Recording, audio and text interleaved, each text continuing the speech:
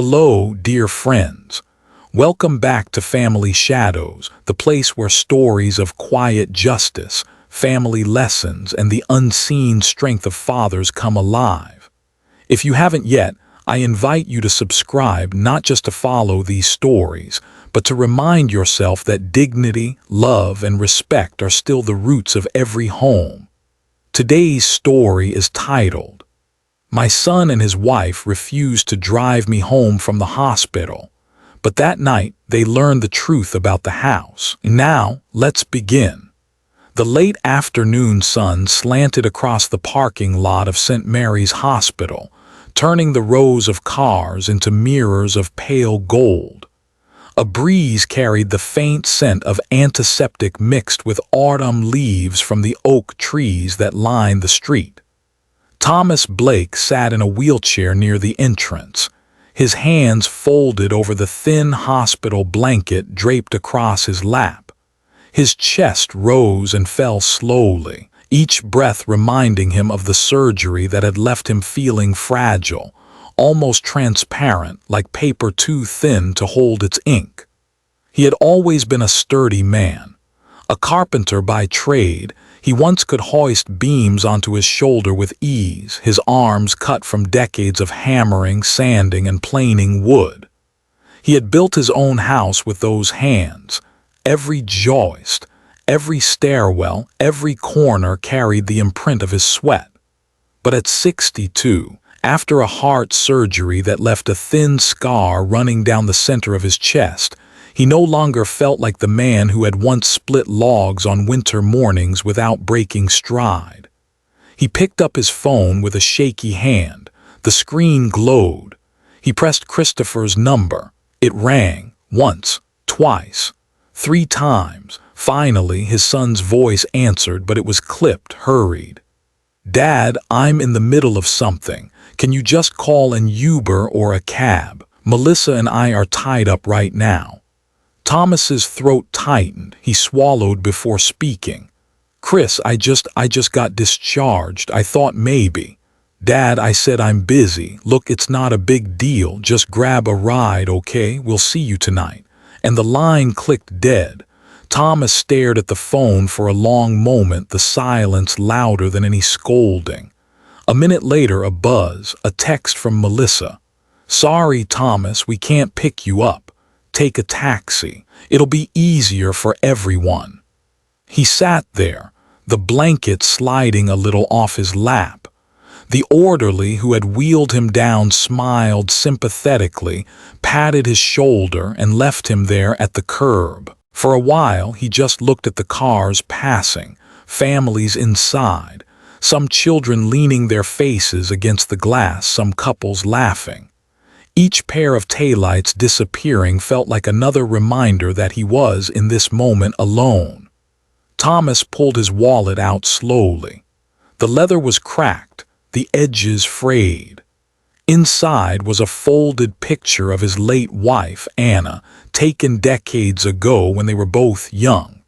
She was standing in front of the house he had built, smiling wide, holding baby Christopher in her arms. Back then, he had believed in building things to last. Houses, marriages, families.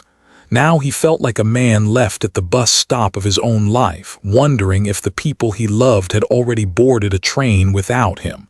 He waved weakly at a yellow cab crawling up the hospital drive. The driver, a middle-aged man with kind eyes, jumped out to help. "Need a lift, sir?" Thomas nodded. "Yes. Just home." As the cab pulled away, Thomas pressed his forehead against the cool glass of the window. The city rolled past in fragments, a bakery with the smell of bread spilling onto the sidewalk, kids tossing a football in a yard, an old man raking leaves while his wife handed him a glass of water. Simple things, small things. Things that spoke louder than Melissa's text ever could. He closed his eyes. For a moment, he imagined what it might have felt like if Christopher had come, if his son had walked into that hospital lobby and said, "Come on, Dad, let's get you home." The ride was short, but in his heart it felt like a journey across miles of memory. He remembered driving Chris to school in the mornings, the boy's hair still messy from sleep. He remembered Melissa's first Thanksgiving at their home, when Anna had fussed over the turkey and Melissa had said how much she admired a house that feels so alive. Those memories were painted in warm tones. But now, in the cab's rearview mirror, Thomas only saw the pale gray of disappointment. The cab turned into the street where his house stood, a sturdy two-story with white siding and blue shutters. The porch sagged just slightly in the middle, but Thomas always said it gave the house character. The driver helped him out, steadying his arm. "You okay, sir?" Thomas nodded. "Thank you, yes, I'll be fine." He paid, adding a tip larger than he could afford, because sometimes kindness deserves a weight heavier than money. The driver left. Thomas stood there, staring at the house. He thought of Anna again, of the nights they sat on that porch with glasses of lemonade, talking about nothing and everything. He thought of Chris playing catch on the lawn. He thought of Noah's little feet pounding up those porch steps. This was not just a house. It was a vessel of every chapter of his life. And yet tonight, his son and daughter-in-law would sit here in these rooms as if it belonged to them already. Thomas's hand tightened around the doorknob. The scar on his chest ached. But deeper than the ache was a question that had no quick answer. When did a home stop being a place of shelter and start becoming a prize to be claimed? Inside, the room smelled faintly of wood polish and cinnamon, Thomas's own touch, a habit left over from Anna's insistence that a house must smell warm if it is to feel warm. He shuffled into the living room and sank slowly into his chair. The cushions gave way like old friends, familiar with his shape. On the coffee table lay yesterday's newspaper, folded neatly. Beside it, the folder that held the deed to the house. He looked at it for a long while, his hand resting on top. He did not open it, not yet. The tick of the wall clock filled the silence. Outside, the last of the daylight bent across the lawn. Hours later, Christopher and Melissa would arrive. They would laugh. They would speak casually about the future of their home. But for now, Thomas sat alone, scar burning faintly under his shirt, heart heavy with the truth he carried quietly. The house was still his, entirely his. And tonight, when the shadows grew long and the gathering began, they would learn that truth in a way they would never forget. Thomas dozed for a while in his chair. The soft hum of the refrigerator and the rhythmic tick of the wall clock lulling him into that half-sleep where memories and reality overlap.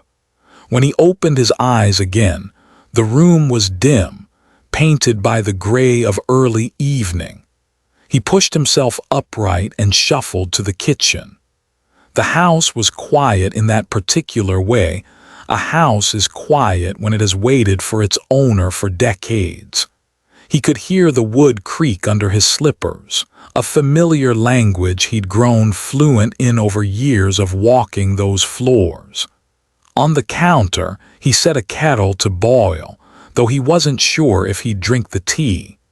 His chest still felt sore, like a bruise spreading from inside out.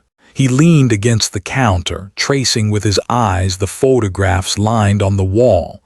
Anna's smile on their 25th anniversary, little Chris with frosting all over his cheeks, Noah holding up a fish nearly as big as his arm. A knock at the front door stirred him. Firm hurried.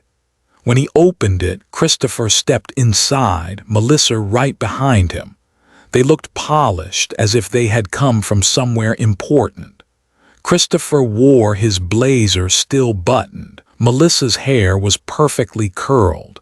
They carried with them the kind of energy that filled a room without asking if it was welcome. "Dad," Christopher said briskly, setting his keys on the table by the door, You made it back okay. Thomas nodded. Cab ride. His voice was steady but thin. Melissa pursed her lips, half smile, half apology. Yes, that's good. Easier that way. She slipped her coat off, already moving toward the living room as if it were hers to claim. They didn't ask how he felt. They didn't ask if he had eaten. Their shoes clicked on the hardwood that Thomas himself had laid with Anna, one board at a time. Christopher loosened his tie, dropped into the sofa, and turned on the lamp. The room glowed warm, though Thomas felt colder than when he'd stood outside. Melissa perched beside her husband. She crossed her legs and looked around as though inspecting the place. You know, she began, this house could really use some updating. The kitchen cabinets, for instance. Chris and I were just talking about how nice it would look with a modern touch. Christopher nodded, picking up the thread easily. Exactly. It's time this place was refreshed. And honestly, Dad, it would be a lot easier if you just let us handle things from here on out. Thomas stood by the kitchen doorway, his hand resting on the frame. He could feel the heartbeat in his fingertips. Handle things, he asked quietly. Christopher leaned forward, elbows on knees. Come on, Dad, you're not getting any younger, the surgery proves it. You shouldn't have to deal with the upkeep, the bills, the headaches. Let us take the responsibility. It's practical. Melissa tilted her head, her voice sweetened but not soft. We just want what's best for you and for the family. Imagine Noah growing up here with a modern space, maybe a new backyard deck. It'd be our home too, a place for the next generation. Her words floated in the air, light on the surface but heavy in the implication. Thomas's gaze drifted to the mantel. There in a frame was a photo of him and Anna the day the house was finished. They stood in front of fresh paint and new shutters, their smiles proud, holding Christopher, just a boy then, in their arms. He turned back to his son. You talk as if this house isn't already a home. Christopher sighed, impatience flashing across his face. It's not that, Dad, but times change, and let's be honest, you can't live here forever. Melissa reached for his hand, nodding. We mean well, truly, but sooner or later it makes sense for the house to pass on, to us. We take care of it, you wouldn't have to worry. Thomas felt his jaw tighten, though his words stayed calm. And where would I go? Melissa blinked as though she hadn't thought of the question. Christopher looked away, fiddling with his watch. You'd still stay here, Melissa said finally. Of course, but it would be different. You'd be part of our home. The distinction, subtle but cutting, settled like a stone in Thomas's chest. From the hallway, a smaller voice broke the silence. Grandpa. Noah padded into the room in his socks, hair sticking up from sleep. He rubbed his eyes, then climbed onto the arm of Thomas's chair, leaning against him. When are we gonna play catch again? Noah asked, his voice innocent, unknowing of the undercurrent swirling in the room. Thomas put a hand gently on the boy's back. Soon, Noah, very soon. Christopher cleared his throat, shifting in his seat. Dad, don't take this the wrong way. We just want to plan ahead for everyone's good. Thomas looked at his son, at his daughter-in-law, at the house he had built plank by plank. His silence stretched long enough that the clock in the hallway marked it with 2 sharp ticks. Inside, though, something in him was stirring awake. The smell of roasted chicken filled the dining room. Melissa had insisted on bringing takeout from a trendy new place downtown, the kind that boasted farm to table on the menus and charged 3 times the price. She arranged the cartons in the middle of Thomas's oak table as though it were her own, sliding his placemats aside, replacing them with her own cloth napkins. Thomas lowered himself into his chair slowly, careful of the soreness in his chest. He used to carve every Sunday meal himself at this very table. Anna beside him, Christopher across with skinny elbows on the wood, told to keep them down. The memory sat beside him tonight, invisible but heavy like an uninvited guest. Christopher poured wine into his glass, filled Melissa's, then set the bottle back with a hollow thud. He glanced at his father's water glass, hesitated, and left it empty. "Dad," he began between bites, casual in tone but deliberate in intent. "Melissa and I have been talking. It just makes sense, you know. You should think about handing over the house now before something unexpected happens." Thomas's fork paused midair. Melissa leaned in, her smile polite but her words sharpened. "We mean it with love, of course, but after your surgery we all need to face reality. This house, it's too much for you. You can't take care of it forever. It would be safer, simpler if we just put it under our names now." The clink of silverware echoed like small bells. Thomas set down his fork gently, eyes steady. "Under your names." Christopher wiped his mouth with a napkin, nodding as if it were the most logical thing in the world. "Dad, it's not about control, it's about planning. If you sign it over, you won't have to worry. We'll handle everything. Taxes, maintenance, insurance. You'll be free." Melissa added quickly, "And you'd still live here, of course. We wouldn't ask you to leave. It would just make things official for the future." Her eyes sparkled, but not with kindness.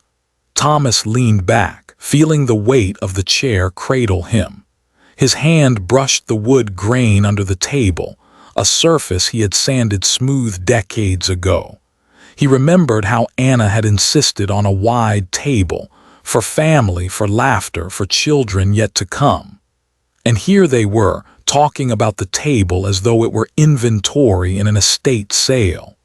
From across the table, Noah broke the tension in the only way a child could. He stabbed at his macaroni with a fork and asked, "Grandpa, if Mommy and Daddy get the house, where will you go?" The room stilled.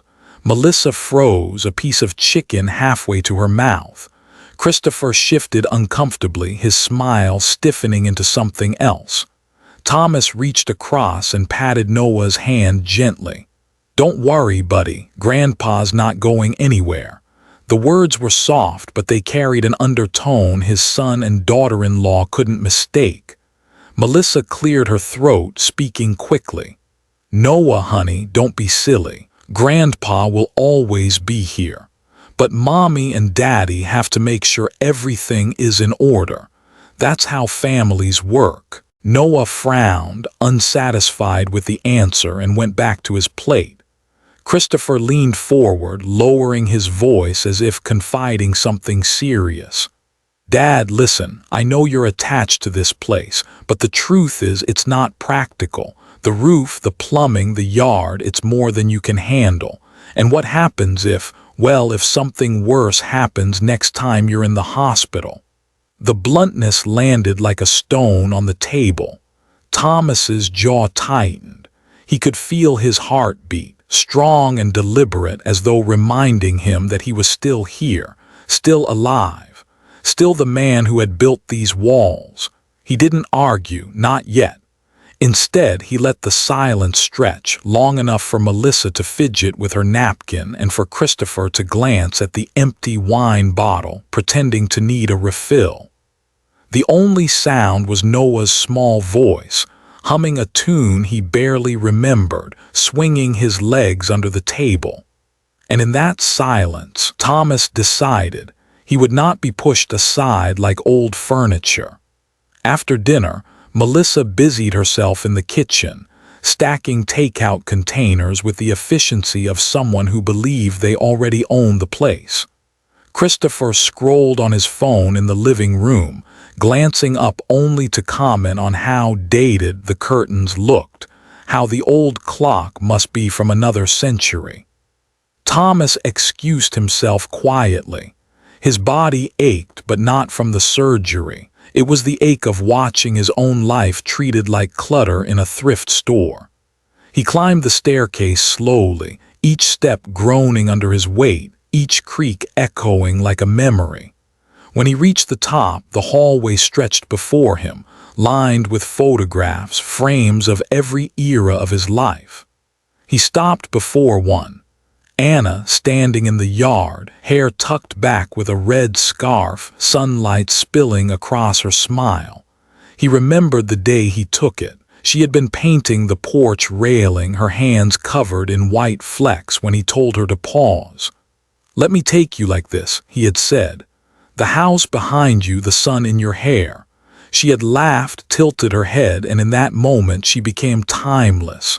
He touched the glass now, his fingers trembling. "You know what to say to them," he whispered.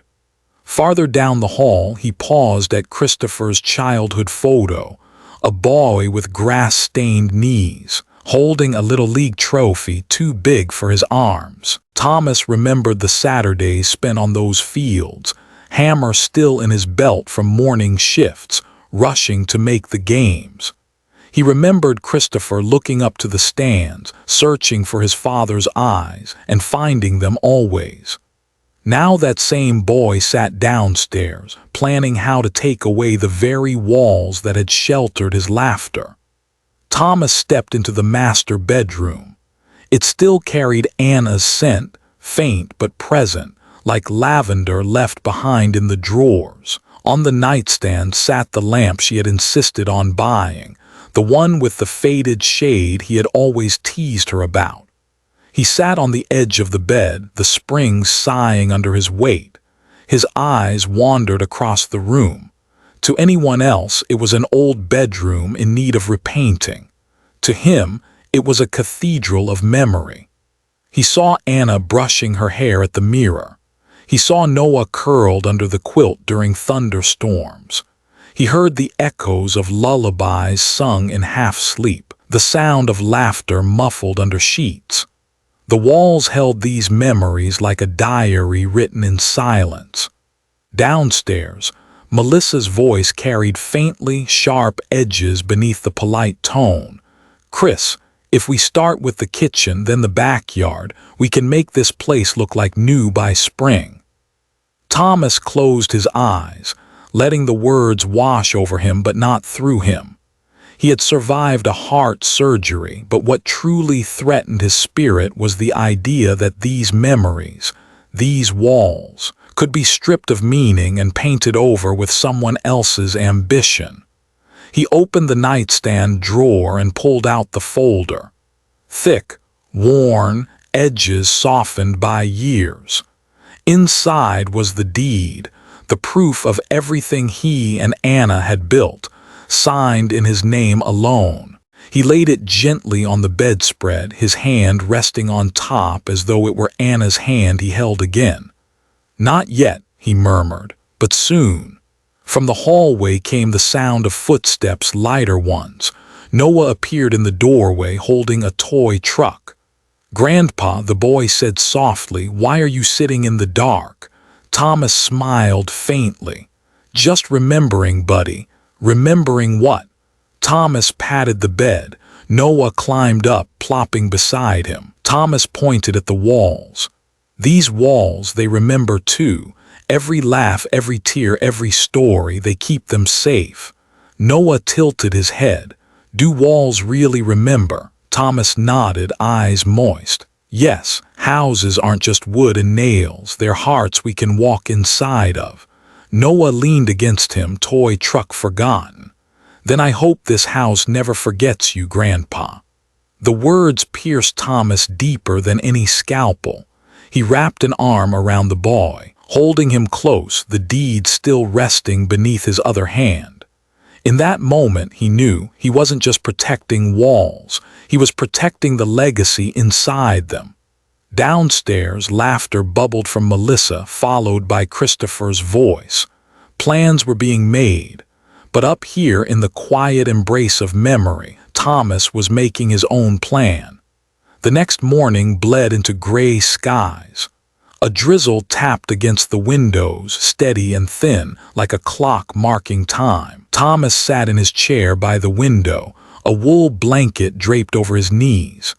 He held a mug of coffee that had gone lukewarm, untouched for nearly an hour. Downstairs, Melissa's voice drifted through the house, bright, polished, almost cheerful. She was on a video call, her laughter echoing against the walls as though she were already the hostess of this home. Thomas could hear her words as clearly as if she were sitting beside him. "Yes, it's practically ours already. Chris and I are just waiting for the paperwork, you know. Once we update the kitchen and repaint, it'll look incredible, perfect for gatherings. You'll have to come over when it's done. Our place will be the envy of the neighborhood." Thomas closed his eyes. The phrase stung more than the scar on his chest, our place. The floorboards creaked as Christopher entered the room below, his voice blending with hers. "Dad just doesn't see it yet, but he will. We're only trying to do what's best." And Melissa laughed lightly. "Of course. He's set in his ways, but once we explain it enough, he'll hand it over. He doesn't really have a choice, does he?"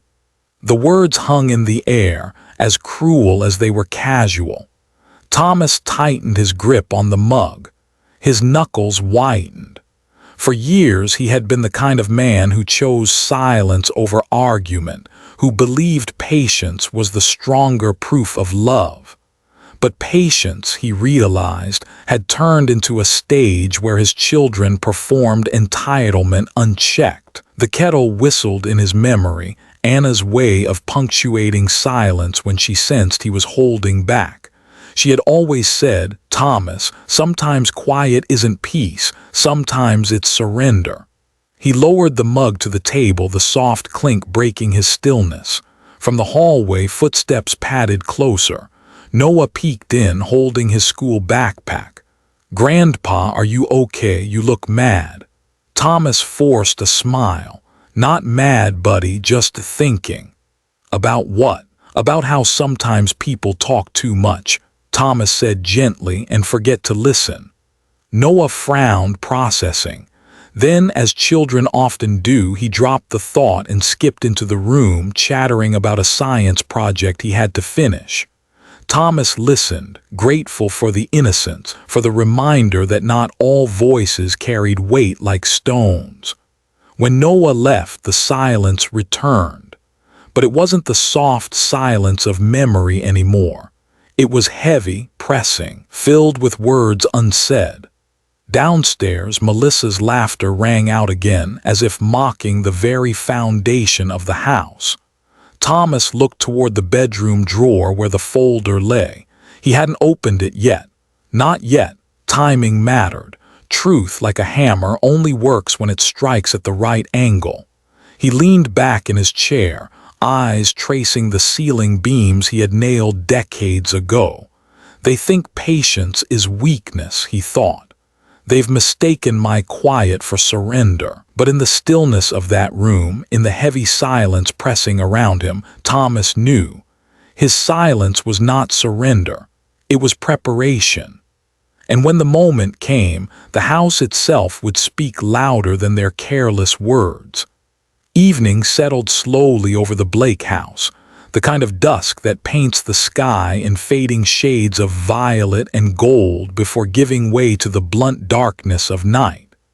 The porch light flickered on, casting a soft circle over the front steps. Thomas sat in his armchair, a book resting unopened on his lap. He wasn't reading. He was listening. The shuffle of footsteps, the burst of Melissa's laughter in the kitchen, the muffled sound of Christopher making a phone call in the dining room. The house felt different tonight, not like a shelter but like a stage, every corner occupied by voices that didn't carry respect, only possession. Melissa bustled about, setting out glasses, arranging snacks she'd bought. She spoke loudly, intentionally, as if to remind anyone listening that she was the one in control. "Chris, don't forget to tell Mark and Jenna they're welcome anytime. Our home has always been open." The words caught Thomas like a splinter, "our home." He gripped the armrests of his chair, feeling the scar beneath his shirt throb faintly. His patience stretched thin, but still he remained silent, the way a storm waits before breaking. Christopher walked in, his blazer off, sleeves rolled up, casual now in his father's living room. He glanced at the old clock on the wall. "You know, Dad, Melissa's right. We'll have to replace that soon. It's ancient."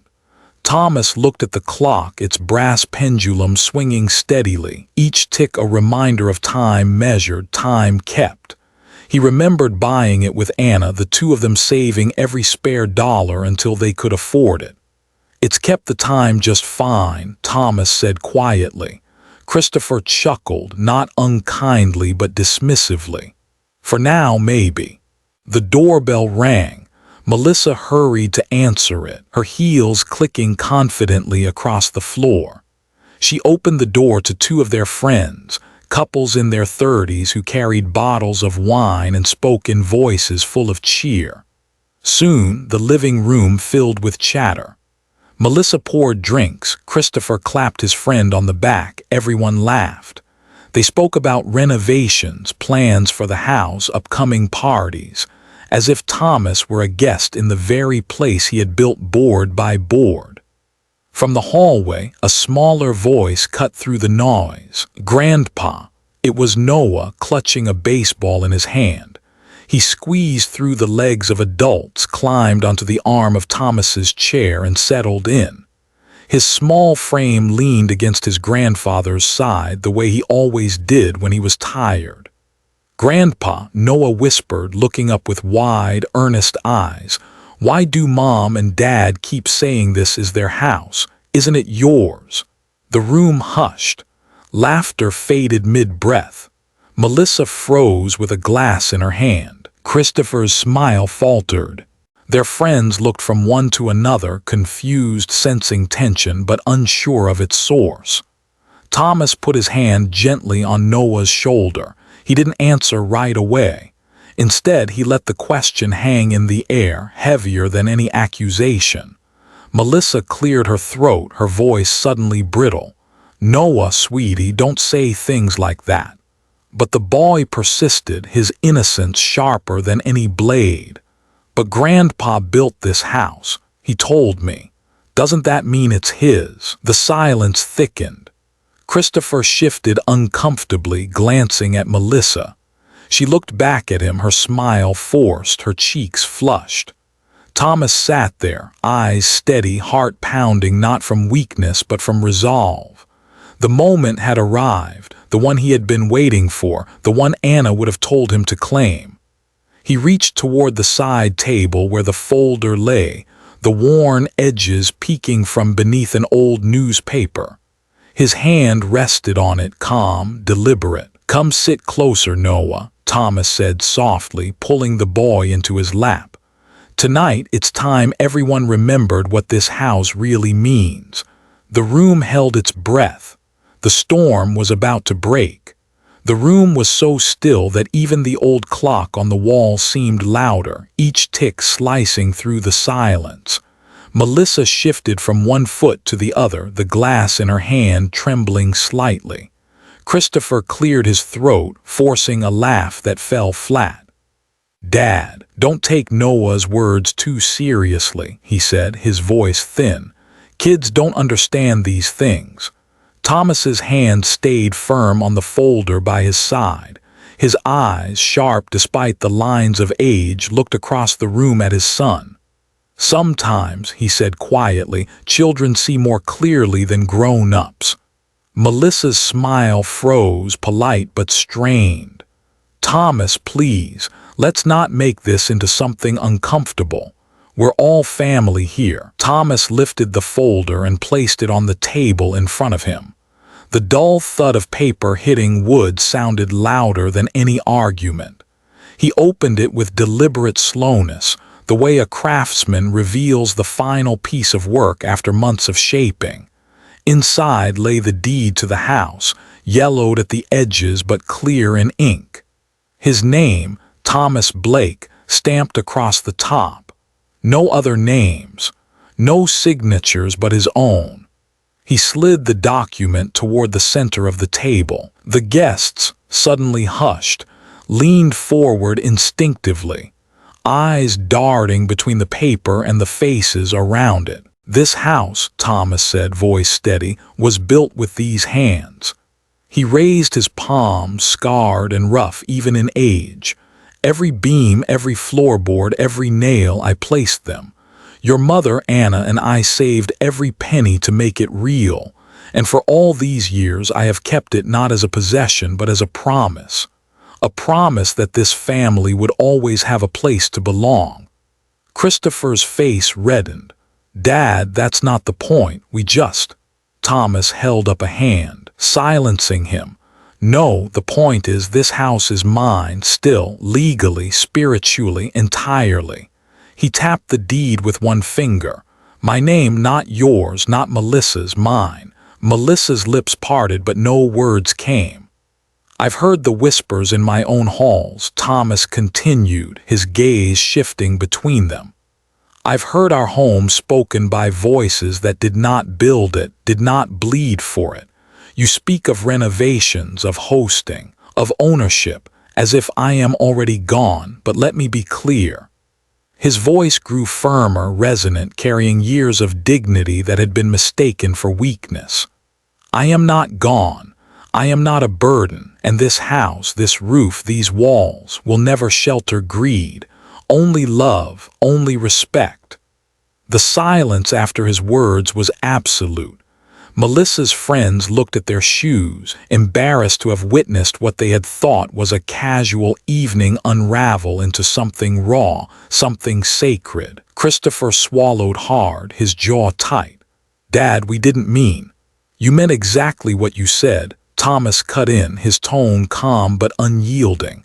"And now you've been reminded of what you forgot." He reached for Noah, who sat wide-eyed, clutching the baseball in his hand. Thomas placed the boy gently on his knee. "This house will stand long after me. And when it does, Noah will know it was built on love, not entitlement. He will know it is not taken but entrusted." Melissa lowered her eyes, her fingers twisting the hem of her blouse. Christopher sat back, lips pressed tight, unable to meet his father's gaze. The deed lay between them, no longer just paper but a verdict. And in that quiet room filled with the weight of truth, Thomas Blake reclaimed his place, not just as the owner of a house but as the keeper of a legacy. For a long moment no one moved.